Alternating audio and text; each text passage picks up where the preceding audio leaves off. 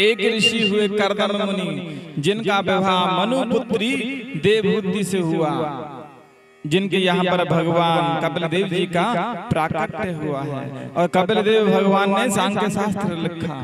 आज माता देवहूति कपिल मुनि से पूछती है कि भगवान आप मुझे बताएं, मनुष्य को सबसे ज्यादा सुख कहाँ मिलता है।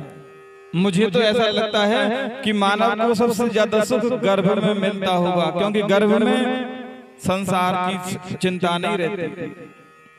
सर्दी गर्मी बरसात कुछ भी असर नहीं होता। लोग भगवान कपिल देव कहने लगे, माता गर्भवासम समम दुखो भूतो ना भविष्यति। हे माता, जो गर्भ में जो दुख मिलता है ना, वैसा दुख तो ना तो पहले कभी मिला और ना कभी बाद में मिलेगा। इतना कष्ट होता है जब जीव छोटा होता है तो उसे छोटे छोटे जीवाणु काटते हैं गर्भ के अंदर, लेकिन वह किसी से कुछ कह नहीं पाता है। इसलिए हे माँ, गर्भ के समान तो दुख ना तो कभी पहले मिला और ना कभी बाद में मिलेगा।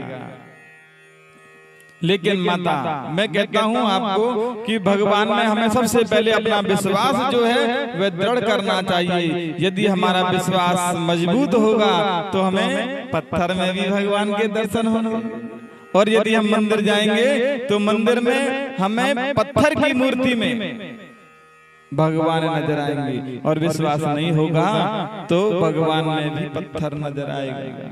तो सबसे पहले हमें भगवान के प्रति विश्वास को मजबूत बनाना है, दृढ़ करना है अपने विश्वास को। और दूसरा है माता जी संबंध।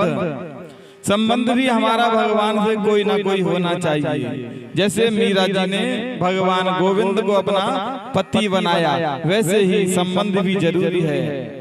चाहे आप भगवान को पिता बनाएं, पुत्र बनाएं, सखा बनाएं, भाई बनाएं, कुछ भी, लेकिन संबंध होना चाहिए। जैसे अर्जुन ने भगवान को गुरु जी बनाया था, गुरु का संबंध था। किसी का सखा का संबंध होता है, और मीराबाई का पति का संबंध था, है कि नहीं। और वैसे ही लास्ट में जो बताया है समर्पण बताया है कि समर्पण की भावना भी मन में होनी चाहिए। तेरा तुझको अर्पण क्या लागे मेरा, कि जो कुछ भी संसार में दिया हुआ है सब प्रभु परमात्मा गोविंद का दिया हुआ है। हम खाली हाथ आए थे और खाली हाथ ही जाना है, लेकिन साथ में क्या जाएगा? राम नाम का जो धन है, जो खजाना है, वह हमेशा हमारे साथ में जाने वाला है। वह हमारा इस लोक में भी और उस लोक में भी, दोनों लोकों में कल्याण करने वाला है। इसलिए राम नाम का जो खजाना है उसे हमें निरंतर बढ़ाते हुए रहना चाहिए। कभी भी मन में ऐसा विकार उत्पन्न ना करें। मन में यदि विकार होंगे तो भगवान का भजन नहीं होगा। शुरुआत में जरूर हमारे मन के विचार हमें इधर उधर की बातें करने के लिए कहेंगे, लेकिन धीरे धीरे धीरे धीरे स्वतः ही भगवान की ओर मन लगने लग जाएगा, और अंततः हमें भगवान के चरणों की प्राप्ति हो जाएगी। प्रेम से बोलो राधे राधे। भगवान का जो नाम है, जरूरी नहीं है कि इसे हम भाव से ही भजें। भाव को भाव अनख आलस हो, नाम जपत मंगल दिस दस हो। चाहे भगवान के नाम को आप भाव से भजिए और चाहे को भाव से भजिए, लेकिन यदि आपने भगवान का नाम लिया है तो वे आपका कल्याण करेगा। तुलसी मेरे राम को रीझ भजो या खींच। कैसे भी परिस्थिति हो, यदि आपने भगवान का नाम लिया है तो वह आपका कल्याणकारी रहेगा, कल्याण करने वाला रहेगा, आपको आनंद देने वाला हुआ रहेगा।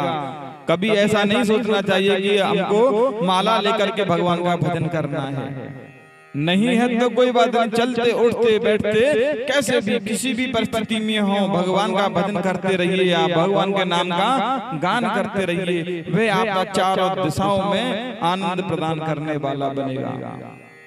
जरूरी नहीं कि भाव से भगवान का भजन किया जाए, भाव धीरे धीरे बनने लग जाएगा। यदि भाव नहीं है तब भी, जैसे एक किसान होता है तो वह जब फसल बोता है, बीज बोता है, तो वह कभी ये नहीं देखता कि मेरा जो बीज है सीधा गया है या टेढ़ा गया है। केवल भूमि में जाना चाहिए। यदि भूमि में गया है तो वह निश्चय ही उग जाएगा। प्रेम से बोलो राधे राधे। संत और असंत दोनों ही दुख देने वाले हैं, लेकिन संत कब दुख देते हैं? बिछुरत एक प्राण हरि लेहि, मिलत एक दुख दारुन देहि। यदि संत से आपका मिलना होगा तो सुख प्रदान करेगा, लेकिन संत जब जाते हैं तो दुख होता है मन में। और जो असंत होते हैं उनका पास में आना हमें दुख देता है, और जब दूर जाते हैं तब उनसे हमें खुशी मिलती है। जैसे एक कमल होता है और एक जौंक होती है, दोनों ही कीचड़ में उत्पन्न होते हैं, लेकिन एक तो दुख देने वाले हैं और एक सुख देने वाले हैं। समुद्र से दोनों चीज निकली हैं, कौन कौन सी? एक तो विष और एक अमृत, लेकिन विष को पी लेंगे तो हम मृत्यु को प्राप्त हो जाएंगे, और अमृत को पी लेंगे तो परमात्मा को प्राप्त हो जाएंगे।